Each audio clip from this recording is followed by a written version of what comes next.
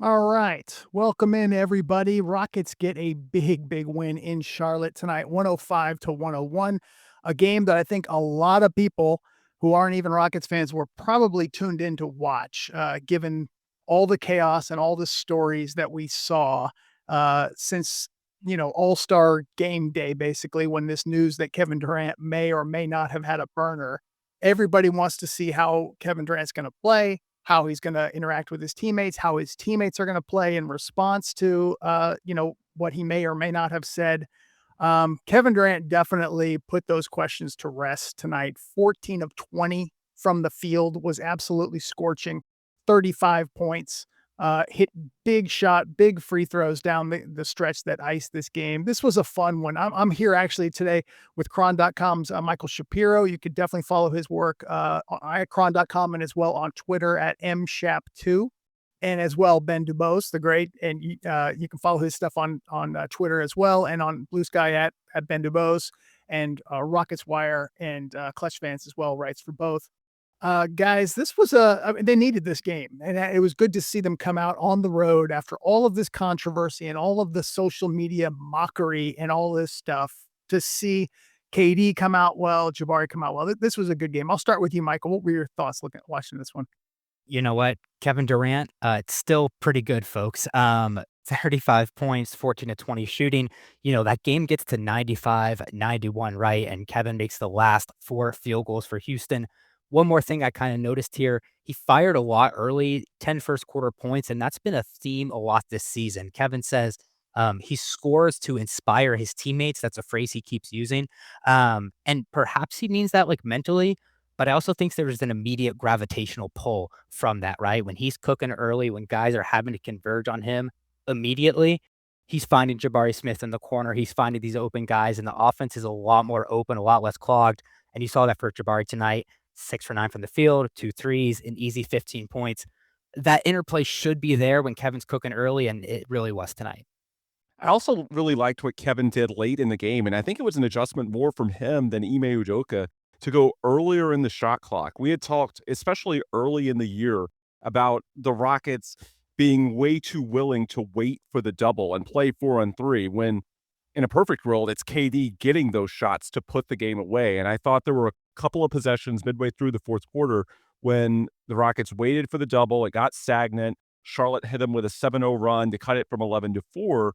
And then what flipped is KD started going a lot earlier in the shot clock. He started showing some juice to get out in transition. And basically, he made things happen before the Hornets could send that second defender. And there's some things Ime Udoka can do to prod the team and prod KD, nudge them in that direction. But a lot of it just comes down to, players on the fly adjusting. And I think, KD showed a great feel for the game today. But I think more than anything, this was a game where it's just great to see the Rockets collectively play this hard. What had been masked with the poor shooting in January and the turnovers in February was that really since January 1st, they've been a good defensive team. It's just the shooting and the turnovers have kept the wins from being as much as you would like. But I think what we saw tonight, well, the 3-point shooting didn't bounce back, but they did have a little bit more juice to get those 50-50 balls, and they had 23 stocks. So when you combine Kevin Durant with that level of effort, attention to detail defensively, Dorian Finney-Smith, Jae'Sean Tate were big off the bench. I mean, this team should have a chance. And if you were worried about, whatever happened or didn't happen with Kevin Durant over the All-Star break, I think you can rest easy. He's still Kevin Durant. As far as what it will mean for the rest of the team, I mean, time will tell, but through one game, so far, so good. I think you have to beyond just, it was predictable that Kevin, if anything, he's going to feed off of this. He's been through this before with the Burners 2017. If anything, the attention, the spotlight's going to, get him to, have something extra for these games. I guess if there's any question, it's how does it affect the other players on the team, the guys he allegedly called out in the group chat, so to speak. And so far, so good. I mean, 23 steals and blocks. There's no signs to me that the effort was lagging in any way. And some of those blocks in the first half, especially, Jabari had a major one on Kalkbrenner. Amen did as well. I can't remember if it was on Kalkbrenner, and then KD did. I mean, they were highlight level blocks. Their defense today was terrific. I still think there's some offensive issues for whatever reason, especially since Adams has been out, but I think it was going on before then. Their scoring pushing 100, maybe getting a little bit over 100 tonight, no exception with 105 points. And you look at the box and it's a little confusing. I mean, they got a couple more shots, the whole possession battle than Charlotte did. They lost the rebounding battle tonight, 52-44.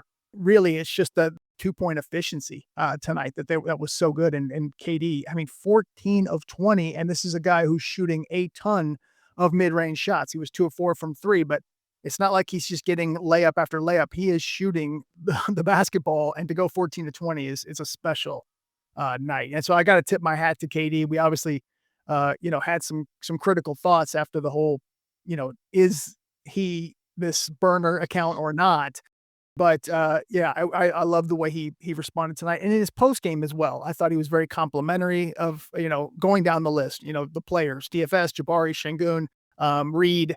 I thought he had a lot of positive things to say. So maybe he's right, and maybe it won't be as big of a deal, although it is from the outside, still a little bit baffling. I'm curious if either of you noticed, it felt, at least to me, like KD was more demonstrative than usual during the games. You mentioned the post-game interview, but during the game itself, he was going out of his way to high five teammates, to pump them up. It felt like, beyond obviously he wanted to have a great stat line after the PR beating he's taken the last few days, but did it feel to either of you like he wanted to be a little more demonstrative with his teammates to me? Because that's how it came off. I mean, it's one game, it's anecdotal, but it felt like he was super engaged tonight, not just individually, but with the team.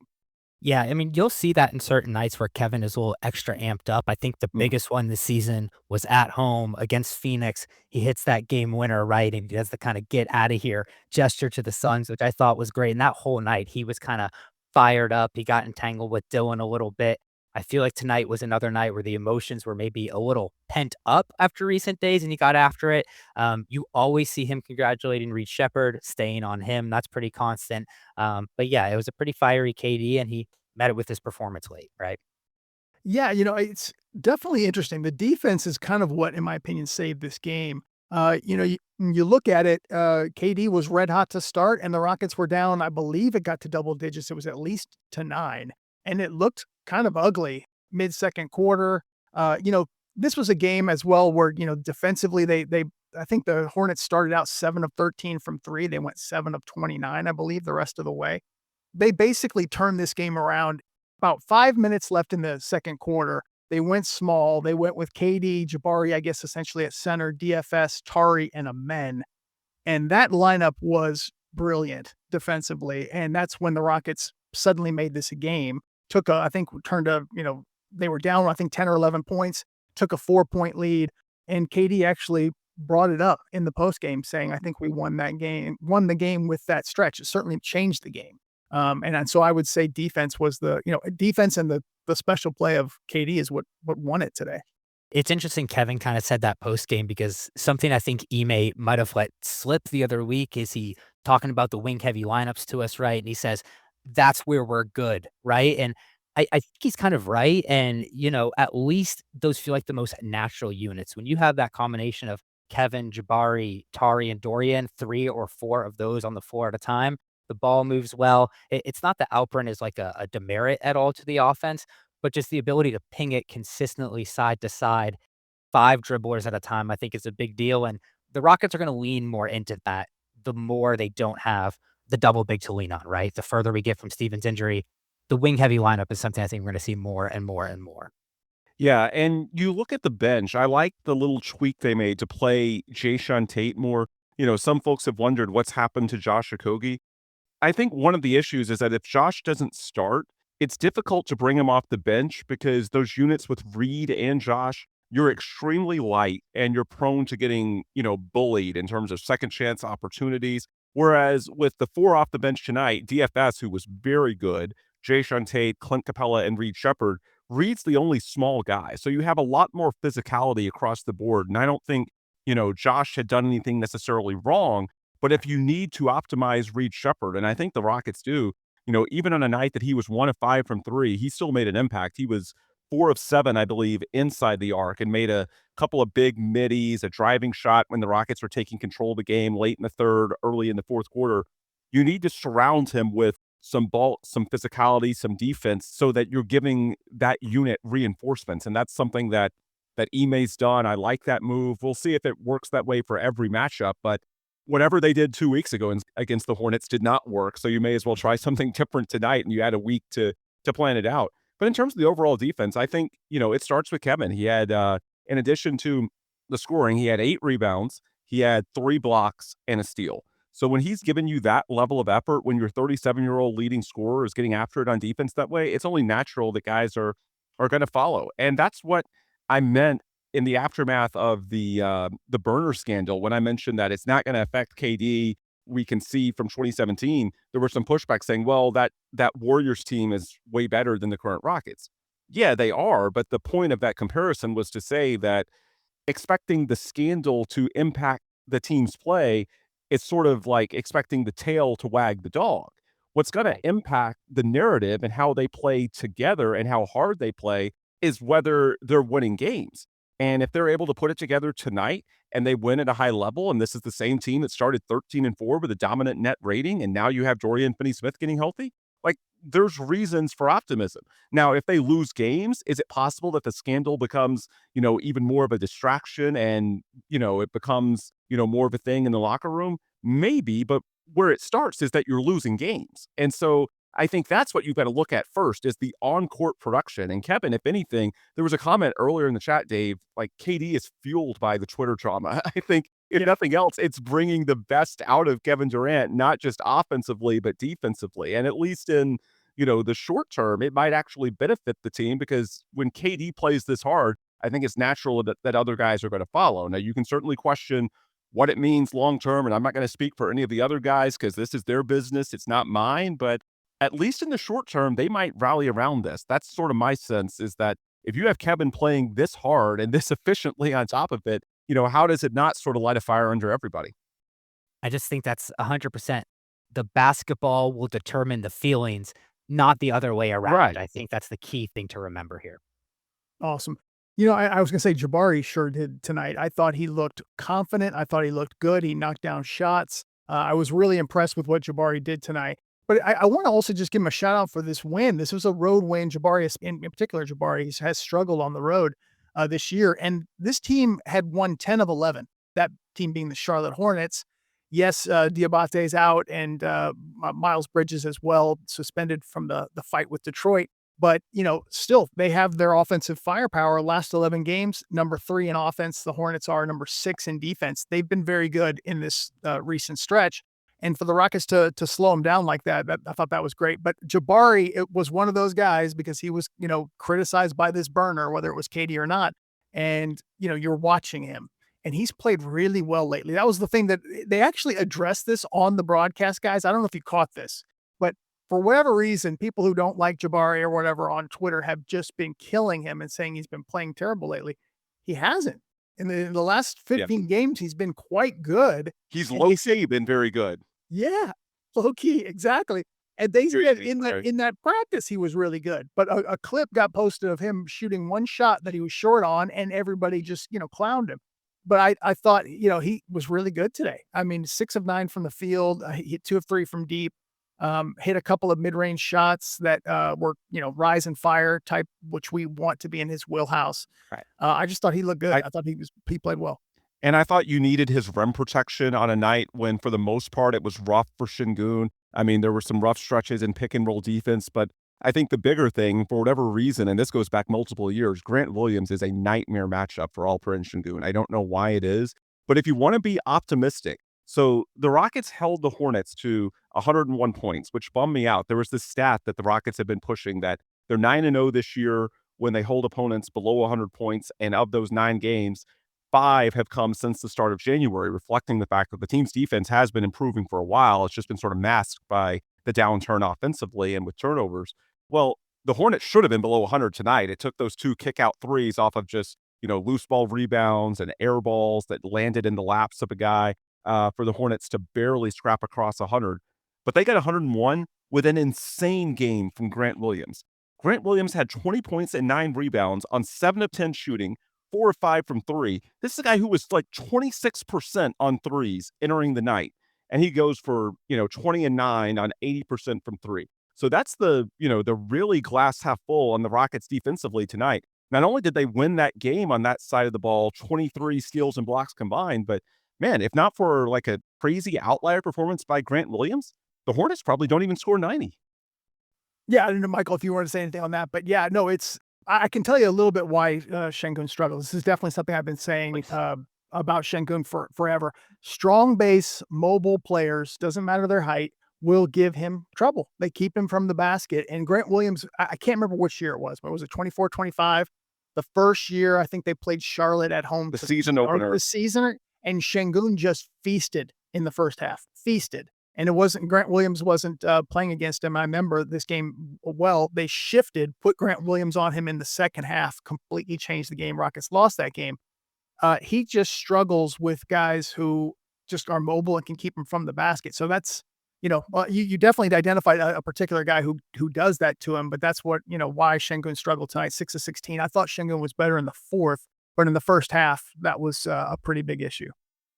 And then in terms of the defense, I think Dorian Finney-Smith, Michael, I know you wanted to talk about him, and we honestly should, because this is the second straight really good performance from him. 8 points, 4 boards, made a couple of threes, but the traditional box score stats don't do him justice. He's a guy who you see his value by how the team performs when he's on the floor and what he means as a connector and a communicator on both ends. And this is why, it's a small sample. We're talking about 2 games, but his entire sample this year is small. So it's all we have. And so these 2 games, he's been good. I think tonight's 23 minutes is the most he's played yet with the Rockets. So it seems the ankle is getting better to me by the eye test.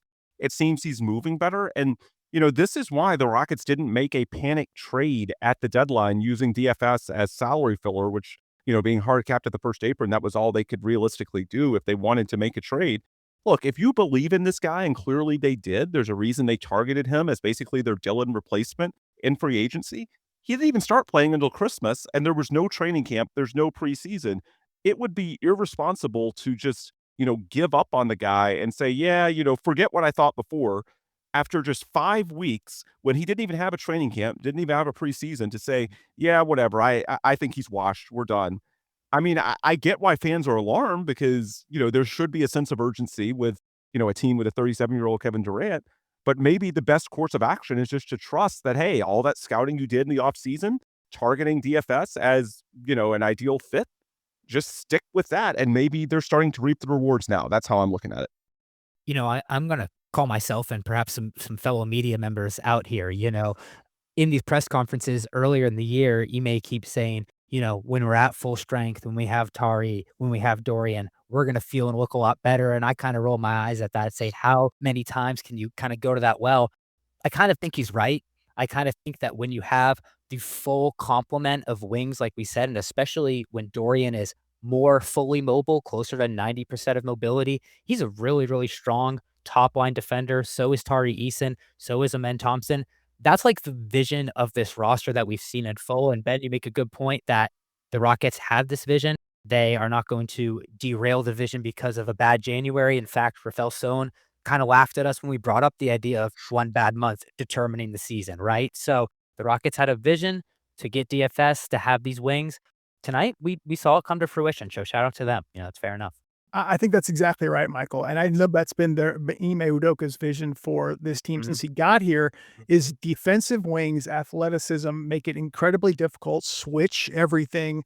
That's his philosophy, and that's what he wants to do. And I think having, obviously he didn't want to trade Dillon, but to bring in DFS to replace that, you have this arsenal of guys, Tari, Amen, Jabari, as far as a big, he can do some of that switching and play and be able to shoot as a big. So I think it's the vision that Ime has for the team. And obviously you have some special offensive players, Kevin Durant, and you hope, with Şengün. So that's exactly what I think that they hope to accomplish. And with DFS, I mean, I know we've said this before, but I still just think you have to be a little bit patient. And it may not pan out, but I think kind of like Steven Adams, when he was coming back from that injury, you have to just wait until before he gets back, because he really was a very, very key player defensively for several teams like the Lakers last year. So just give it time. I thought he was really good tonight. And it might be that this is the key to unlocking the peak version of Reed Sheppard, because the conundrum all year has been, how do you get the clear advantages on offense? how he can sort of equal out the math game from three while surviving the struggles on defense, at least at times. Well, then maybe the added physicality and versatility when you have all those wings is how you can bring out peak Reed Sheppard. And as far as this game, to transition beyond just individual players, because I think before we close out, we should highlight, the team's performance overall. This was such a big win. I had talked to some people inside the organization. I mean, certainly they're aware of the noise. And so to sort of push back on the PR tidal wave in recent days, the last thing you want to do is lose a couple of games coming out of the All-Star break. And they have a challenging one on Saturday night in New York. And now it feels like, it's a great opportunity, but it's not the end of the world if you lose it. Whereas if you had lost this game and you're potentially staring a 2-game, would have been a 3-game losing streak in the face, sandwiched around all this burner stuff, then yeah, that's the kind of environment where it can spiral. Now I feel like it gives the Rockets an opportunity to catch their breath, and we know they have, a 2-game homestand next week against tanking teams.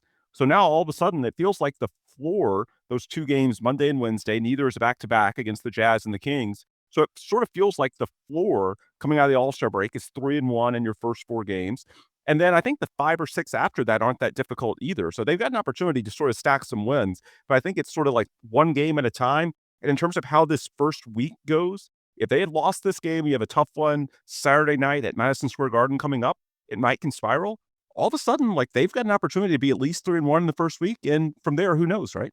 Yeah, they have a schedule that I think is, like, around maybe number 25 per tankathon rest of the season. It's a pretty easy stretch with, as you said, Jazz, Kings, Magic, Miami, and the Wiz coming up, so that's not tough. I wanna mention that Knicks game real quick because I think that's fun for one particular reason. They gotta face Cat and Mitch in New York on Saturday, and I wanna see how the Rockets and Alperin, and I guess Clint, and more importantly, the wing lineups, I wanna see how they handle 2 bigs and 2 impressive bigs. The Rockets are gonna have to face some combo of what? Wemby, Nikola, Chet, and Hartenstein in the playoffs. So the more kind of reps they get against good, impressive centers, especially duos, I think that's pretty important for Houston. So I'm gonna watch out for that on Saturday for sure. That's a nationally televised game, right? Yeah, ABC. Okay. Nice. Okay, Fun. that's gonna be interesting. You know that they're gonna ask Katie about this. Like, there's at least they're certainly gonna address it in shows before the game. We'll see how it goes. I mean, I'm certainly not worried about Kevin Durant. How as far as his play, he's basically an artist. With how efficient he is and how well he does. I am looking more at Jabari, how he responds to this, and certainly Şengün, how he responds, and a few others. I as far as Reed, I don't know if we really kind of talked about him enough tonight, but what did you guys see from him tonight? He was plus 11 when he was out there. Played I think a good amount in the fourth. With Reed, you just never know what you're going to get. You might have a game where he's a real liability for you. You might have a game where he's just completely won it for you.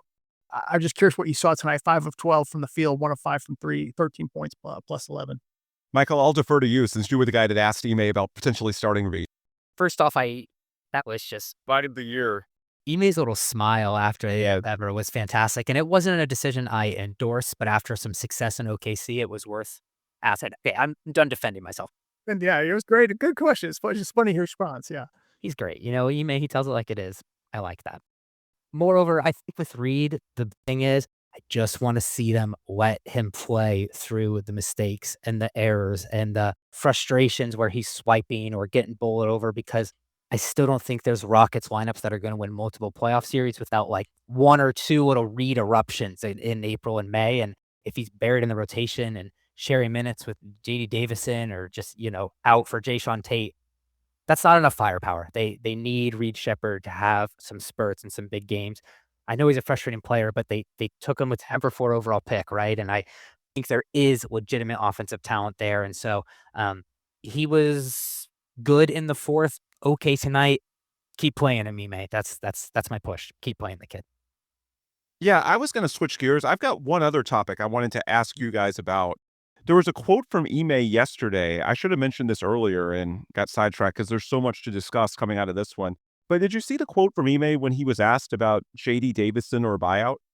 Yeah, where he's Said, yeah, we like JD. We see him as a part of the future, but there's some guys on the buyout market that are attractive as well. JD may get a deal if they don't deal with a buyout guy like better than Yeah, and And JD, to be clear, like they wouldn't lose him. It's just he's close to maxing out the days in his two-way contract. He'd stay in the organization, and they could potentially give him a contract this summer to keep him for future years. But I'm honestly thinking that I don't know the names. I think some of it's waiting to see exactly who gets bought out because teams have until March 1st to buy out players and for them to be eligible for the playoffs with a new team. So it's still to be determined exactly what the buyout market is. But I'm starting to think that the comparison is between J.D. Davison and a big rather than J.D. Davison and another guard. Because it just seems like, whenever the Rockets feel like they need an extra ball handler, Ime has no hesitation turning to J.D. Davison. And this game tonight, even coming out of the All-Star break and against a Hornets team that, was a little undermanned due to the suspensions, Clint Capella only played 9 minutes. And so I do think that there's a world where, Dave, you've mentioned Kevon Looney before, but if they could get a third big to replicate a little bit of what they had when it was Alpe, Steven, and Clint, and do a little closer to what Steven gave them, you're never going to fully replace Steven, but at least give them some elements of that. I think that might be the comparison rather than JD to another guard because, they've had opportunities really ever since, Chris Paul and the Clippers parted ways back in December. Like, they've had opportunities to add a guard for the sake of adding a guard. They haven't. And in these matchups like the Thunder, where they clearly need, an additional ball handler, it doesn't seem like they are hesitant to turn to JD at all. So I really am starting to think it's not about necessarily the Rockets wanting to upgrade JD Davison. It's more, is there a big that they like that can potentially fill that Steven hole? I don't know that. That's not sourced to me. That's just sort of my reading of the tea leaves. And, they're 34-20 now. They're only a half game back of the Nuggets for the 3 spot, and that's on the opposite side of the bracket from OKC. If you want to match up with the Nuggets, and by the way, the 4th and final meeting, which could determine the tiebreakers in a couple of weeks in Denver, the Nuggets have Jokic, the Nuggets have Valanciunas. Yeah. There's a lot of size. Maybe that's a matchup, and if you see them in the playoffs in a 2-3, that you need more size. And so I'm just curious, like that's just me reading the tea leaves, but I wouldn't be surprised if it's not J.D. Davison versus a veteran guard, but it's J.D. Davison versus a potential big man. What do y'all think about that? I think that's a pretty heady point for 2 reasons. One, because it, again, forces Ime Udoka to play Reed Sheppard more in the regular season, right? But Right. 2, in the playoff series, I think extended Clint Capella minutes, that's kind of a scary proposition for Ime Udoka, right? Just to have, perhaps it is like an older, heady screener like Kevon Looney, which I think, again, would be kind of music to perhaps Kevin Durant and Reed Sheppard's ears, or if it's more of a vertical spacer kind of guy. I don't think Clint quite fills that need at this point. He's kind of like an in-between, clean it up kind of center. So I think it's a heady play that a third body just to be around a different dimension, that could be pretty smart. Ben, I think it's exactly right. I think that's exactly what they want as a big. Again, the Kevon Looney is not sourced. That's just me kind of putting myself in their shoes and thinking, what I believe that would be sourced or that they would look at is they don't want anyone who's going to block their young players. They want somebody who's going to highlight and complement and accent their young players, make them better. And guys, Steven Adams does that. He sets screens for Reed. He sets screens for KD, gets the offensive rebounds, gives the Rockets second chances. And Looney to me is he does a lot of similar things with a couple of things he doesn't do. He's a little bit more switchable. He is older, he's 30 years old. And, like I said, has had some allegations of being washed in his final year with Golden State, and he's not really playing much with the Pelicans. But if he does get bought out, I'm just going to bet that the Rockets are interested in him. Let me just interrupt with one quick point. Kevon Looney is only 30 years old. That's unbelievable. The fact that he's just 30. He started at like 18 or 19. He had to. I just that caught me, and that makes me feel old. Well, the whole thing, but wow, that's great. Good to know. And he's unfortunately a name that people in Houston know well because he was a part of several of those Warriors-Rockets playoff series that never ended well in the 2010s. So that's part of why, especially here, it feels like that he's been around for a while. And the other thing, I don't really think they're looking at wings at all. Like, I guess, under Rafael Stone, they're always best player available, but I think with DFS rounding into form, and they showed you tonight, they're still willing to trust Jae'Sean Tate in the right matchup.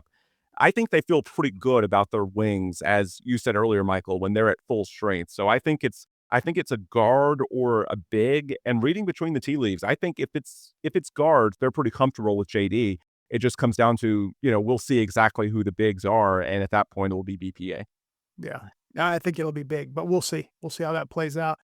Yeah, guys, I appreciate it. Anything you want to say about this game? This is a great win. Rockets pull it out in Charlotte tonight against a team that's been red hot, 105-101.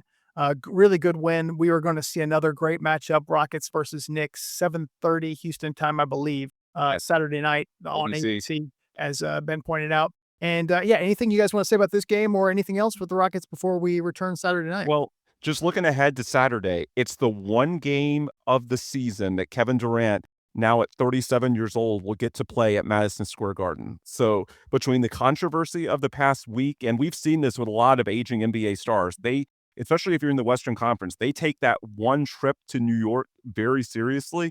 It would not shock me if this is one that KD has highlighted. So if you want to get greedy and maybe go 4-0 out of the break, this might be the opportunity, because I think Broadway is going to, it's going to give KD a little bit of extra juice for this one.